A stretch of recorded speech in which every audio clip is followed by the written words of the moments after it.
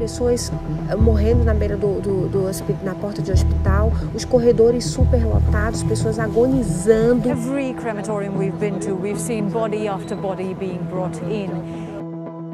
L'Inde et le Brésil vivent aujourd'hui deux des pires crises du coronavirus du monde. Les deux pays sont ravagés par une deuxième vague de Covid-19, brutale et plus mortelle que la première. Aujourd'hui, le nombre de contaminations est hors de contrôle et les systèmes de santé à bout de souffle. Mais comment ces deux crises en sont arrivées là?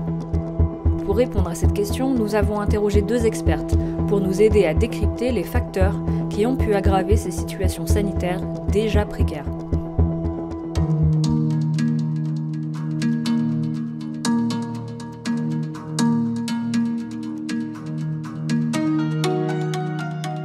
Dès le début, il parlait de petites grippes, de petits rhumes, donc ça dans des discours officiels transmis à la télévision ou dans ces vidéos hebdomadaires qu'il poste sur les réseaux sociaux. See, Modi is a COVID skeptic.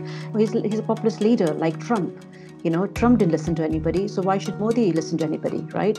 Récemment, il s'est engagé à accélérer la campagne de vaccination, donc on aurait pu penser qu'il avait adopté un ton un peu plus responsable, qu'il avait enfin pris conscience de l'ampleur du problème.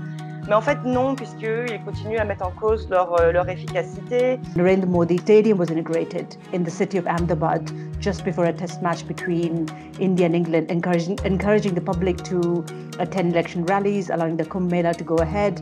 And these are some of the examples that led to the crisis. Il a aussi toujours fustigé les mesures en fait, de restriction. Donc lui, au niveau national, il a toujours refusé d'en prendre. Et ce sont les autorités locales, donc les gouverneurs des États fédérés et les maires des communes brésiliennes qui ont dû en fait prendre cette responsabilité.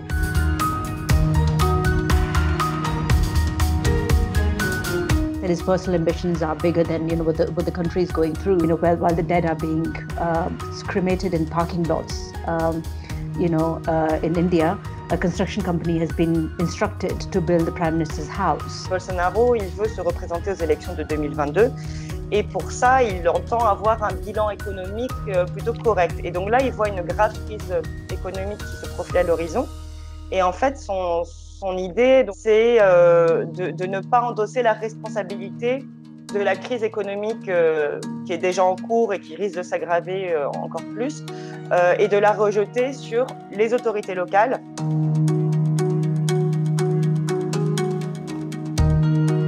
So these kind of messaging in media and WhatsApp messages have definitely contributed to the virus, but what has government done to minimize it or eliminate it? The Prime Minister himself was flouting social distancing. C'est peut-être un des facteurs effectivement de la recrudescence des contaminations, mais je pense aussi qu'il y a une grande partie du négationnisme du président brésilien, de la véhiculation de fausses informations sur les réseaux sociaux, sur la messagerie WhatsApp qui est utilisée par la grande majorité des Brésiliens.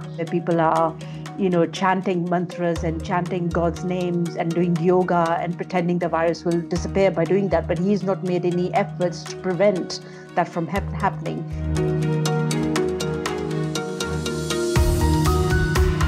Il en est quand même, depuis le début de la pandémie, à son 4e ministre de la Santé. C'était quand même des médecins. Et il n'était pas d'accord avec Jair Bolsonaro sur plusieurs points, notamment l'usage massif de chloroquine pour prétendument traiter le Covid-19, le refus de Bolsonaro d'appuyer un minimum des mesures de restriction. Reports have come out there, they're saying that India is well behind in vaccinating people, and some people are not being able to get vaccinated because they are not. So migrants, especially migrants, are living in Delhi, but they have address proof from Bihar, for instance, or Uttar Pradesh. So they can't get vaccinated in Delhi because they don't have the correct address proof. So the vaccination plan is not going ahead. Toutes les tensions entre Jair Bolsonaro et le gouvernement chinois, certaines tensions aussi, ou en tout cas un manque de dialogue diplomatique avec l'Inde, ont fait que le Brésil a pris du retard dans ses négociations et aujourd'hui se retrouve à vacciner de manière très lente. Là, on parle vraiment de problèmes directement liés à la diplomatie menée par le gouvernement Bolsonaro.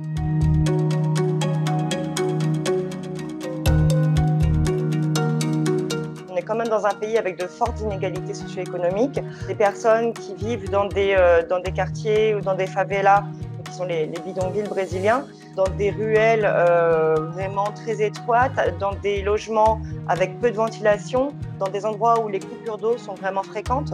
It's a very large country, the people, living in secluded areas in very remote places, very difficult to access, even using a local transport if you like. And if, the nearby hospital might be like 10 or 16 kilometers away.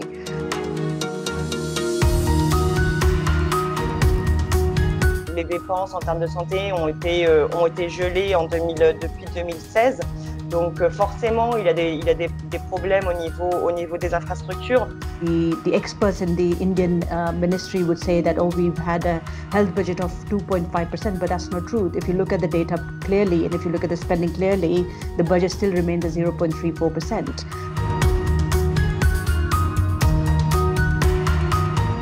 It's an opportunity for the government and the leaders of the country to understand, how important and crucial it is for us to invest in health and public health. So government should step up its game and make sure the health budget is increased as a result of what's happened. Dans tous les cas, la situation aurait été grave au Brésil, du simple fait que le Brésil est quand même un pays aux inégalités socio-économiques extrêmement fortes.